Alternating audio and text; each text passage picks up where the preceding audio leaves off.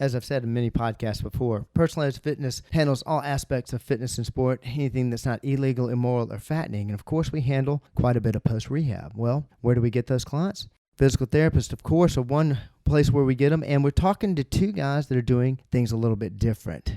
Refine PT today on the Personalized Fitness Podcast. Welcome to the Personal Edge Fitness Podcast with Garrett Williamson. Health, wellness, exercise, nutrition, and a whole lot more. Got questions? Call us and leave a message at 251-278-EDGE or message us at Personal Edge Fitness on Facebook and Instagram, at Team PE on Twitter, or personaledgefitness.com. Good day, and welcome to the Personalized Fitness Podcast. This is Garrett Williamson, president of Personalized Fitness. Thank you so much for tuning in today. And if you have any questions, as always, you're welcome to give us a call at area code 251-341-0927. That's our mobile store. You can also contact us at our Eastern Shore location at 251-651-0927. Feel free to reach out to me at Garrett, Garrett, at personaledgefitness.com, which is also our website and our Facebook page, Personal Edge Fitness. Now, I don't know, I've done hundreds of podcasts now. I've talked a lot about the rehab situations that we see and a lot of injuries that we see, and the fact that our staff, all of our staff members possess at least a minimum a bachelor's degree in the field of either exercise science, exercise physiology, kinesiology, sport medicine, or athletic training. And of course, those last two fields are rehab fields. We see a lot of folks that come in. Of course, we see a lot of heavy-duty rehab, but we also see a lot of people come in with basic pre-existing conditions. And what's something that we struggle with is we struggle with the challenges we have about working with those conditions if we don't have communication with the outside medical field. And we're very pleased that we have a fantastic relationship with the medical field, and today is no different. I've got two guys that are joining me today, Kyle Thibodeau and also Tyler Vaughn with Refine PT, and I like their approach. Guys, welcome to the show. Glad to be here. Yeah, thanks for having us. All right, now, y'all know what I'm going to jump all over because we were just talking about it a minute ago, but we'll hold off a little bit on that, okay? Tell me first thing, where are you guys located, and how long you been, how did you get into this, and what have you? Give me a little bit of information about the two of y'all. We have a location on Eastern Shore. It's in Daphne, Alabama, so 27468 World Court is where we're located. We're connected to a fitness facility right now. We're in the front office space. I think we started up in January of 2019 now. Yeah, awesome. It's coming along. So good. The idea was born in PT school. Kyle and I always really, I guess, kind of dreamed it up at the time. Sure. And now, thankfully, there's some clinics that are kind of popping up all over the place. Alabama's a little bit behind, but right. Therapists are focusing on one-on-one care with their patients for the full hour. And so that was our goal initially from the get-go is to try to create a connection with each patient that comes in the door and have a little bit more time to focus on each patient versus kind of that carousel kind of thing that the industry has kind of become. So, Kyle, where did y'all go to school? We actually went to Troy University for undergrad. And Okay, I've got two staff members from the Troy. Actually, three staff members are Troy graduates. So Go fantastic Trojans. program. We were actually roommates Oh wow! Okay. at undergrad. Okay. I gotcha. Went to grad school together. Cool. At South. So good. Okay. Troy to South, and then went our separate ways for a little bit, and then started this thing up. Great. Yeah. Fantastic. And we have a mobile clinic starting up next week Oh man, on good. Dolphin Street. So Oh, good. Where's that We're on excited about Dolphin? that. 1717 Dolphin, right Okay. across from Soul Caffeine that just opened up. We're in Via Health Center. We're gonna rent a space from them for a little Oh while. yeah. I've been familiar with Via, so definitely that's Yes, good. sir. That sounds fantastic. Yes, Good. sir. Well, we're glad to have you on this side of the bay, also. Yeah, appreciate Absolutely. So now we were talking earlier, and I'm going to go ahead and throw something out. My listeners are used to me talking about this. It's, as I've always said, it's a reason I was put on this earth, and that is that dispelling this ridiculous idea that time passing on a calendar causes us to fall apart. Now, I've got two people that have more education than I do in this field, and they actually handle rehab. If we were looking at ranks or what have you, I'd be somewhere in the private, maybe corporal area. You guys would be up in the captain, somewhere around there. So, being physical therapists, and I'm just an exercise physiologist, I'm sitting here telling people that time doesn't cause them to deteriorate. Okay, guys, prove me wrong or prove me right. No, I think Kyle had mentioned this earlier when we kind of chatted about it too, but each person that walks in the door that we treat, my treatment is not dictated by chronological age in the sense of just because the calendar years are passing by, Right. I could have two different people walk in the doors and Sure. I might have a 65-year-old that is active every day. And when I say active, I mean even like weightlifting and Right. and some kind of resistance training, cardio, a nice balance. Sure. And I might have somebody that walks in that's 45 that's been sitting on the couch eating potato chips for the last 5 years. And honestly, the systems that we look at within therapy, the person who is chronologically older could very well be in much better shape than the younger client. And so we really meet people where they are in that sense. And I think a lot of the research now too is pointing towards, even with changes that may happen over time, first of all, they're complicated. Second of all, they're happening a little bit earlier than we thought they did. And third of all, they don't necessarily correlate with pain. And so the idea of, oh, well, my bones are, cracking and creaking, I must be, getting old, I need to slow down, it may not be that simple.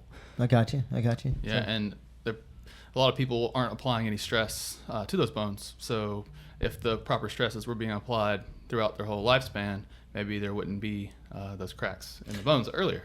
For those of you that are listening that are familiar with osteoporosis, you may have heard in dealing with osteoporosis or dealing with bones that basically pressure, like resistance training it's been advised for that. It's been advised for that for years. That's why I think a lot of our listeners probably are used to that. Right. But you're talking about as long as they've had those stresses. Go into that a little bit. What do you mean by stresses? Yeah, so as we age, I guess the traditional medical system has said that as we age, we are to deteriorate, like you said. Right.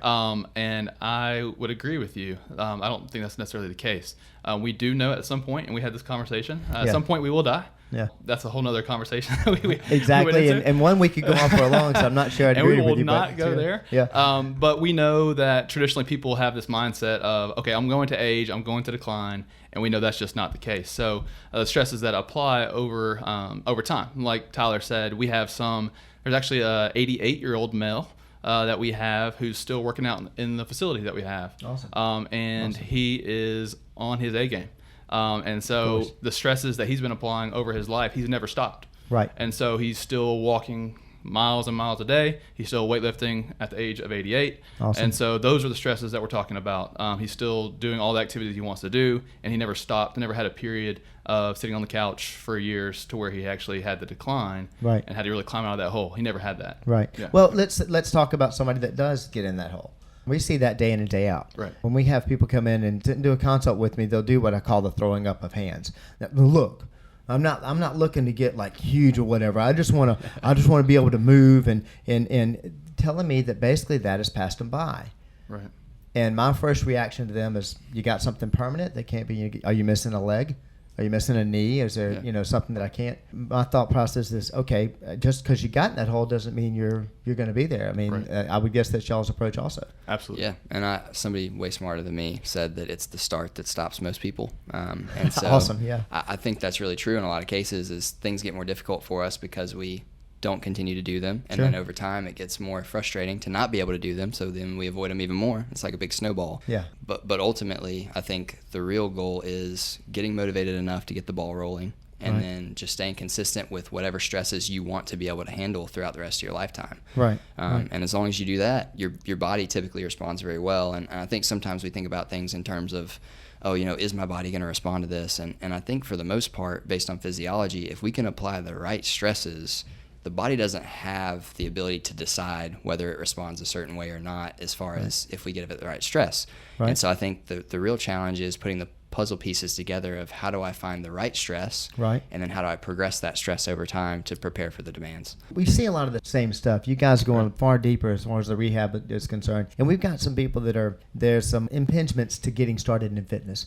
There's all kinds of things that we work with people on making it, trying to make it very easy for them to approach it. It's a scary thing. Right. Do you guys see some of that in your field as far as the approach to rehab, or people's thought process about rehab, about typical myths involved with approaching or getting involved with rehab? I think that we are blessed to have, our following is primarily word of mouth so far. Sure. And so with that, most people who come to see us are expecting to get better and wanting to get better already. Right. Traditionally, in most traditional PT clinics, if they're just getting them from the doctor, the patients from the doctor, a lot of times you will have to dig a little bit deeper into motivation and that sort of thing, where some people aren't. They're there because the doctor said to go there. Right. And so they're not necessarily willing to change or willing to actually dig deep into it. You can go somewhere different than your physician says.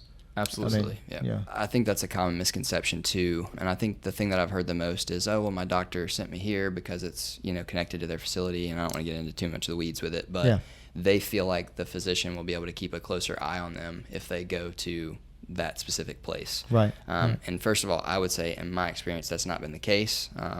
we can all send progress notes over and we can all let the doctors know. And for us, with us having more time with patients, that is something that we're very thorough with. Sure. But also, I think a lot of patients feel a little bit. I think they think that they're going to upset the physician if they don't go where is recommended, and I think that's part of it too. I got you. You don't want to upset the person who's treating you at the time, and I understand that too. I can understand that. Yeah. But, yep. Yeah, definitely. Go when you feel comfortable. Mm-hmm. Now, the thing that we discussed a little bit before we started the show, and it's something I've seen with our clients that they have to go to rehab or do any kind of physical therapy, is access. I've got to see a physician in order to go to PT, but that's not 100% in this state. In the state of Alabama, we are one of the last couple states to have totally open direct access. Direct access meaning being able to come see us off the street. Right. But we are able to treat patients if they come in their doors without a referral. How so? So with that, we are restricted in what we can do. There are a couple things, and so I won't go into too deep into that, but we are able to do an examination. So let's say someone sprains their ankle and they do not want to go straight to the ortho or straight to their primary care doctor. They can come see a physical therapist first to see, hey, do I actually need an x-ray? Do I need imaging? Is this something that I could benefit from as far as physical therapy? Do I need to see the doctor? All of those things. And we can take a look at that from the get-go. Kind of like an evaluation. Absolutely. So we can do an evaluation, examination, but we are not able to actually treat the patient as long as there's pain involved. And I can understand that. I mean, you guys, physical therapists and doing hands-on, you guys do have x-ray hands. I know that. But I'm sure, obviously, I wouldn't want to cross the line. We had a client one time, she was terrified about going to see an orthopedist about her knee. And she came in, and one of my ATCs quickly figured out we're looking at possible ACL tear here. You know what? Once she heard that, then the fear was kind of over a bit. He made some calls, and she would the same basic idea. The impingements we have for people getting involved with fitness. There's one. The direct access is one, definitely. So, and we are definitely hoping that will be full direct access soon to where we could evaluate and treat. We're hoping that comes down the pipeline. I understand. It seems like everything, I mean, the direct access, I didn't know a whole lot about it, but I've been doing this for 31 years. I didn't know about that until the last 5-10 years. Yeah. I'm with you. I'm hoping it's going that way. Thank you. Definitely. No, really, I think there's a definite need for that, obviously. Okay, I can't let you guys get out of here without talking about a few things real quick. First, what do you see the most of? When we're talking about, now Personal Edge, we train people from 7, our youngest client's 7, our most senior client's 94, but is it hip? Is it back? Is it shoulder? What do you see the most of? What's the most common field, common area? Not that you don't do anything else, but low back is definitely the most common. Okay, and that's across the board. Low back, knee, shoulder. I'd say those are the big three. Areas. And a lot of times the hip kind of works in with the back too. So thank you, because I was going to say that anyway. There's some research on that too, that back and hip kind of go together a lot of the time. And I've kind of, I guess my niche is kind of slid towards the shoulder a little bit too. But I think we have a nice mixture of a little bit of everything. But low back is for sure on the radar. On that low back, something I talk to my clients about, and I stress, all of our trainers, we can handle anything, but we all have areas. Come on. You guys know what I'm talking about. I mean, y'all work out. You got the days that you look forward to. And guys, it tends to be chest days and what have you. When I'm training, the backside of the body, the lats, anything pulling. And hamstrings is one of my things I jump on. Yeah. Hamstring weakness, iliopsoas, hip flexor weakness, and back pain. I see that a lot. I've got to think that you guys, when y'all have somebody coming in and they're grabbing their backs and they've got pain there, you're really diagnosing something in the hip, or that hamstring flexibility. Am I right? One of the things that I really chase after in low back pain, believe it or not, is just overall load tolerance. And so a lot of times that presents itself for my treatment plans, and I think a lot of ours in the clinic, in terms of hinging. Yeah. And so traditionally I will address hamstrings through a lot of the hinging progressions that I use. Right. And I would say, just as anything in the body, it's usually a lot more complicated than we want to give it credit for. Yeah. But hamstrings, even getting into glute activation and those kind of things and how those relate to the low back, I would say generally my plans that I put together, and really all of our therapists, they're going to kind of encompass all of that stuff. Right. I've seen a lot of people who will just stretch and stretch and stretch and stretch, get in that couch stretch position and try to hammer out the hip flexors. And I don't necessarily go down that route. Yeah. More so for me, I like using load and eccentrics to address, any kind of, if you want to call it muscle imbalances or those kind of things, while also just really targeting load tolerance. That's my big thing. Sure. On the back, core is still, I think it's still a buzzword. There's buzzwords that come up all the time. Core is a buzzword. A lot of people talk about abdominal work and now transverse abdominis and what have you. Core. What about low back? I mean, Can you speak to that a little bit? I think that's missed a lot. Maybe I'm wrong. So I'm going to let Kyle get this one. Yeah, I mean, there's a lot of stuff out there. We do know that in traditional PT, a lot of times it's, hey, here's your 10 exercises for your low back. Right. We know it's much more complicated than that. So again, just throw that out there before I start talking. Yeah, definitely. Everyone's different, Right. depending on what's going on. But as far as the core, we talk about the transverse abdominis, hollowing versus actually bracing, Right. And what's more effective for bracing the spine when we're about to move a weight or we're about to pick up something from the ground, all of those things. And so traditionally we have taught, hey, we want to bring the belly button towards the spine. We want to hollow and really activate the transverse abdominis. And there may be some benefit from that at some level, but now they're actually moving more towards, hey, let's just brace all the way around. Let's create like a weightlifting belt. So weightlifters, they wear a belt, not necessarily for the belt to create stability itself, but in order to actually create stability with the musculature to push into the belt. Okay. And so with that, talking about bracing, we're talking about working all the way around the trunk. Right. So we talk about the core. When I talk about the core, Right. I actually use the word trunk a lot of times. Oh, good. I like that. But I just talk about 360 degrees. Okay. So I'm talking about the diaphragm up top, pelvic floor down low, talking about the back muscles, the obliques on the side, and then we got all the muscles in the front as well as the glutes. Good. And the hip flexors too. Good. All of those are playing a role in our trunk. So I'm looking to see, like Tyler said, our approach, if there is mobility issue, we address it. But then at the end of the day, a lot of people just aren't able to tolerate the stress that's applied. Sure. And so if we can improve their tolerance to that stress, then fantastic. We load them up, get them ready to tolerate that stress, and send them on their way, and they're ready to roll. Awesome. That's fantastic. And that's one area that I think everybody was working on the front side when they were talking about core, but they were completely ignoring the back side. Yep. And I thought they were really ignoring something. I like your approach, most importantly, because of the way you feel about the number on the calendar, which if we can get more of us thinking like that, maybe we can get this ridiculous myth out of there and get people to really start treating their problem and working with themselves. Remind everybody again how to get in touch with you guys and your locations real quick. My name's Tyler, so the email for me is tyler@refineptp, as in physicaltherapyandperformance.com. You can call our clinic, 251-270-1551. Kyle's got the Mobile location, getting ready to rock and roll. Yep. So we're on Dolphin Street, 1717 Dolphin Street. We're currently inside of VIA, the health center there.